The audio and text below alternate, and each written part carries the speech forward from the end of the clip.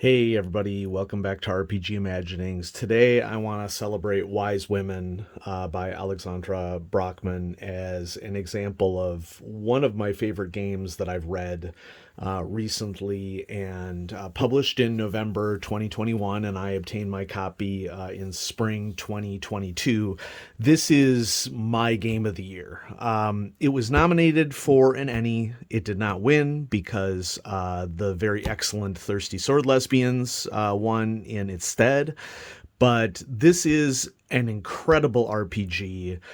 And I guess just speaking generally before we dive into it, there are a couple things that I've noticed in being involved with the hobby for many, many decades. The first of those is that page count can be deceiving. And this is a really good example of a book whose page count is deceiving. And I mean that in the best of ways, because this is a 115 page book, less than 8.5 by 11 letter size. And it is densely packed with great content and options for running a game that is the style of this game. And I'll get to my perceptions on style in a little bit. Second thing that I want to mention here right off the bat is that you can tell when a book is truly a work of love, and this is an RPG that is clearly a book of love, and that a tremendous amount of effort has been put into making sure that it is wonderfully presented and with lots of options. There are, I want to say, 1,000 hours of gameplay that are contained within this book, and I don't consider that hyperbole at all. And I'll explain why that is when we get to the back of the book. So let's just go ahead and dive in. I really like the cover of the book. So we have various plants that are illustrated throughout. And if we turn to the credits page, we should probably give a shout out here to cover art and plant illustrations by, I don't know if it's Maria or Mariah Danialik. And the illustrations that are involved here are all illustrations of plants that are used within the mechanics of the game. And so let's go ahead and dive right in. I just want to also thank Alexandra Brockman for selling me a physical copy of this book, because I am so glad that I have a physical copy of the book in my collection. If I really like a game, I really want a physical copy of it, and I don't want to have to print it off. And I was a little late on this one because I didn't know that it was a thing until I saw the Emmy nomination for it.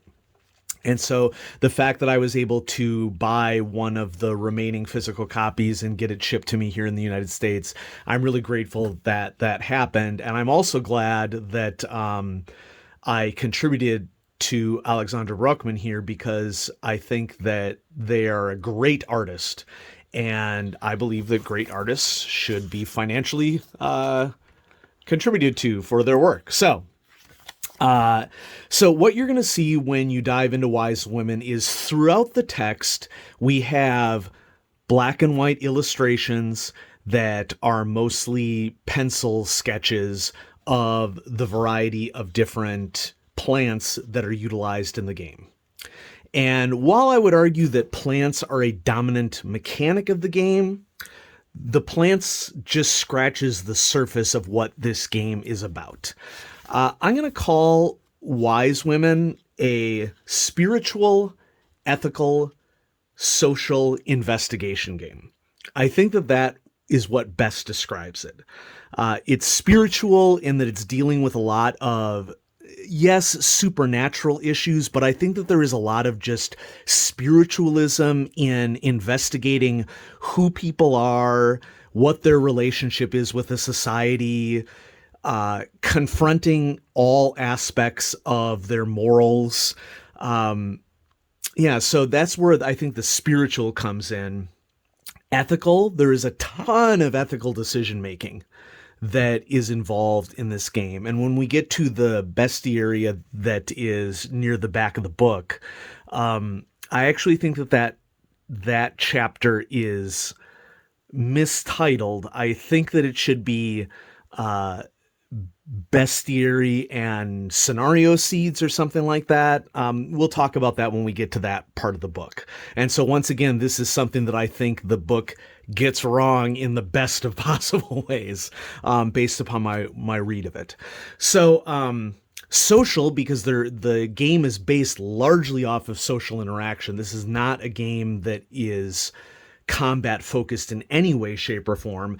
And investigation, because a lot of the game is figuring out what clues are present, what to do about a particular situation, how to respond appropriately to a situation in the community.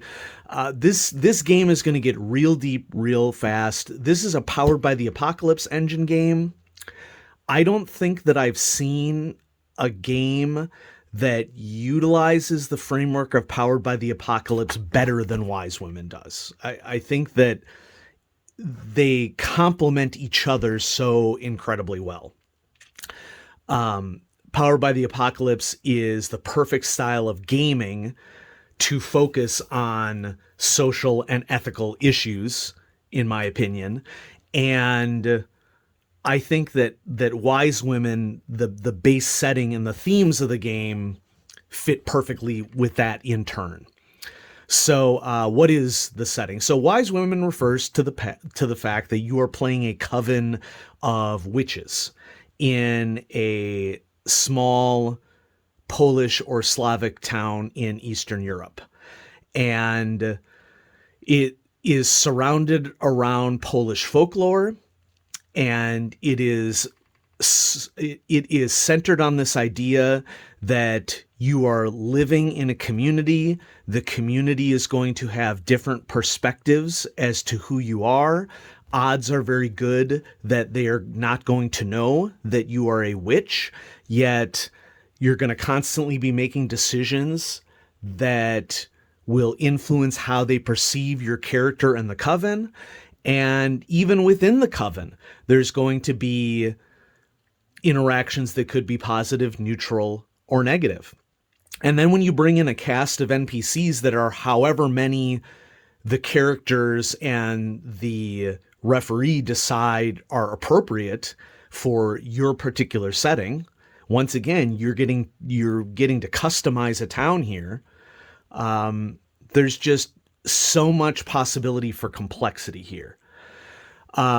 It's also written through the lens of historically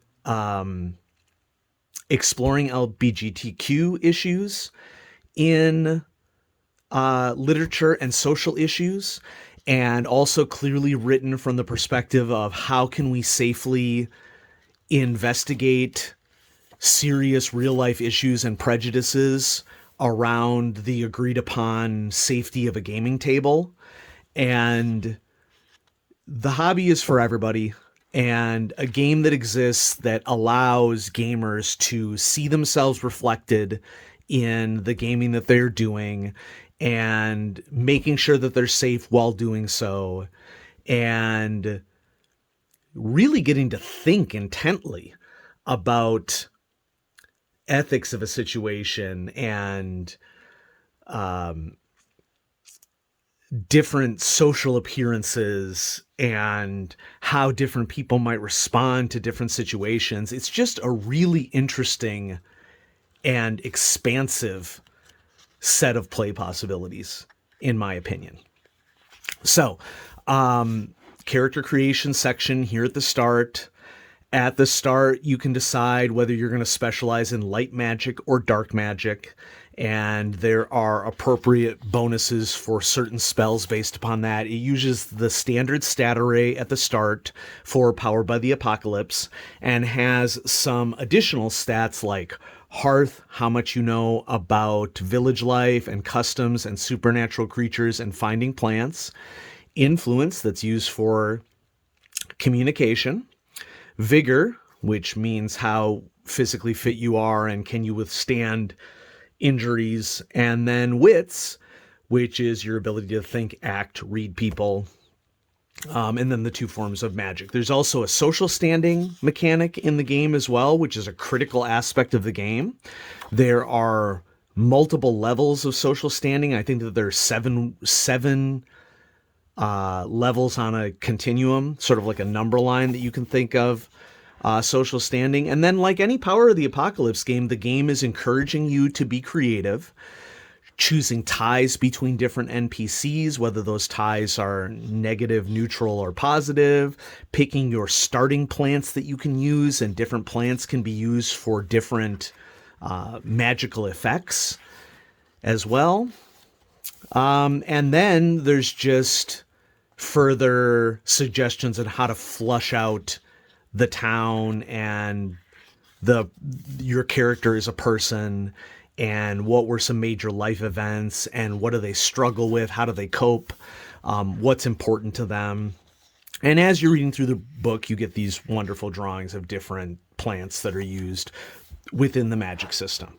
The rules section, I should say, is pretty short, as it's likely to be in a game of this nature.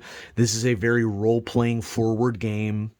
And so you can see for the major stats here, there's just a couple of bulleted points for each one's about what they're about, as well as a brief discussion about the different types of magic, what happens when you roll the dice. This is a 2d6 system where a 10 or above is a success, but you always succeed on double sixes. There are, of course, modifiers for your individual stats as well. And, just some details on how to go about the mechanics of finding plants, getting new plants, looking for new plants, how to interact with ties with NPCs, how the conditions of the game work, what could be the effect of drinking and physical confrontation. Here are these seven levels of social standing. We have respected, liked, neutral, suspected, disliked, and loathed, and how to go about with some great examples of how to move on the social standing scale. Many examples actually here in this section. And there's no XPs in the game, but that's fine by me, because I am really interested in trying varieties of role-playing systems that put different spins on mechanics. So there's some advice about how to both plan for and run the game. And it's good general advice, I would argue, for any role-playing system, not just Wise Women. And so, as I'm flipping through here, just go ahead and feel free to read the titles of each section. It's all good advice.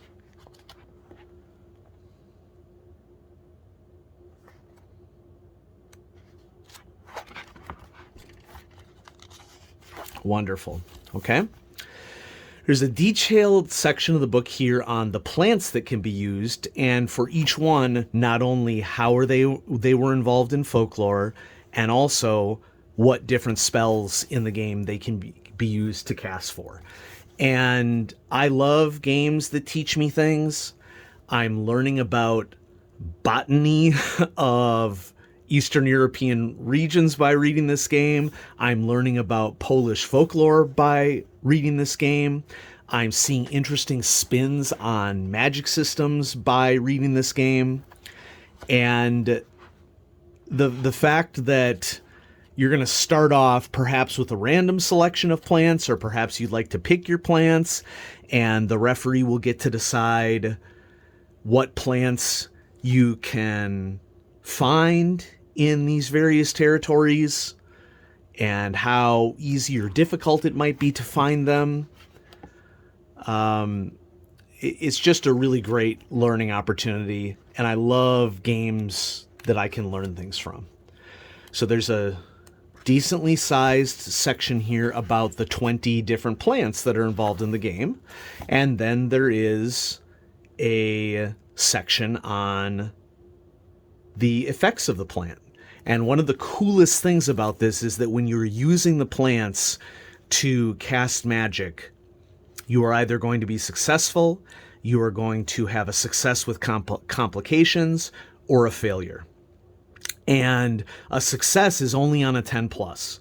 So unless you've really put a lot of effort into your light magic or dark magic, odds are very, very good that you would fail or have a success with complications. And after every effect of certain plants, there are detailed bulleted sections that of what could happen for these complications. And it's just a really rich array of what could happen in a particular situation. And, you know, I know you might be thinking about this and you might be saying 3 bullet points. How rich can that be? Well, I mean, we're talking 20 plants here, all that have different effects, and some plants can have effects more than once. And so, you know, how often a particular thing comes up, I think that 3 bullet points is plenty for these. Okay, so we have this array of what the plants can do. Okay, these are the equivalent of the different spells or accomplishments, I guess, that could be present.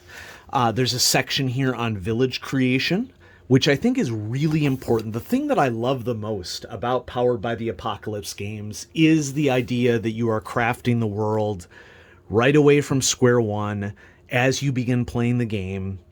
And, you know, in the first session, you'll get some broad aspects of the world that you're engaging with, and then by the second session you're getting to some significant details, and maybe you're adding some more NPCs, and by the third session everything is just getting richer. And even if it doesn't change much from there, you've created so much just by participating in this process that I just think it's a really great way to get role players involved in a setting and really feel like they are part of the creation of the world. So you're going to agree on what's going on with a variety of different social issues within your town. What is the environment like? Who are the villagers? Some of them you may have ties with, some of them you may not. What are their occupations? What's their status in the community? How are they perceived by other people? What are their goals and ambitions? What's their relationship with your coven? How are they related to each other? That is just...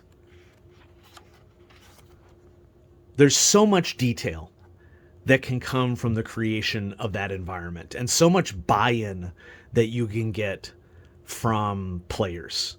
You can really make it feel like they belong to a community. Granted, a fictional community, but still a community.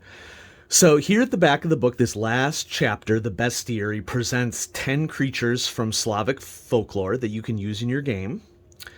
I think that this should be called Bestiary and Scenario Suggestions, because in addition to each creature, the description of the creature from folklore, it also includes what might be some mechanics associated with this creature in Wise Women specifically, what sort of challenges might it present for the witches in the coven. But then this is where I think it really shines, ideas for plots. These plots, there's 2 of them per creature. They say a lot within a very robust single paragraph, to the extent that I think you could get anywhere from 1 to 3 game sessions out of doing what you would do to investigate the plot, whether from a spiritual, ethical, social standpoint, or some combination of the 3. You know, that's why I'm calling this a spiritual, ethical, social investigation game, you know? And so there's 10 creatures here at the back. All give a really good depiction of interesting approaches to folklore from the perspective of Slavic people, whether they're examples from Polish, Lithuanian, Ukrainian folklore examples in here. And it's like you're essentially getting de facto two scenarios with every beast that is described. And that's just if you want a beast, some sort of creature involved in your scenarios. That's not to say that there couldn't just be a ton of really interesting role playing just from creation and interactions with the town and dealing with issues within the town itself. So I think that Wise Women is incredibly misleading as to how involved and interesting it could be. There's so much more to this book than would be communicated by just the thickness of the physical book itself. And so there are 10 of these beasts in here. Each one contains 2 of these plots. I read the book cover to cover, and every single one of these plots was interesting to me. And I would be overjoyed to run a game or play in a game with them. And that's where I want to come back to this idea of this being a labor of love. In reading through this 115-page book, it is very clear that Alexandra had thought very deeply and worked really hard to write and edit really interesting plots into the book. And I don't know the extent to which these plots are inspired by any of the sources written here. So, for example, one of them is Witchcraft in Russia and Ukraine, 1000 to 1900 CE by Cornell University Press. It doesn't really matter to me, whether these are, whether the plots are pulled from folklore or whether Alexandra came up with them on their own. But, this is like 1,000 hours of gaming, really interesting gaming in a book like this. So if you're in my audience and you want a copy of Wise Women, I will put a link in the description box below. You'll be able to get it as a PDF. I don't know that there are any more hard copies of it. I can't speak intelligently about that. But I'm so excited that this game exists. This is exactly what I think Powered by the Apocalypse as a system is built for. And I just love people sharing their passion for something that they love, whether it's herbology of a particular region, whether it's folklore of a particular region, whether it's how can I see myself reflected in a game and explore ideas that are important to me, but in a safe environment. It ticks a lot of my boxes for what gaming is about and what should be about. It's all contained here. This is the hobby, in my opinion, and I would really encourage you to check it out because I think that it is just an amazing piece of work. So congratulations to Alexandra Bruckman for this, because it is a superb piece of work, and I'm so excited for you that you got it out in the world and that people are responding to it, because it deserves the response. It's a really great work of gaming. Alrighty, thanks everybody for watching RPG Imaginings. Have a great day. Bye-bye.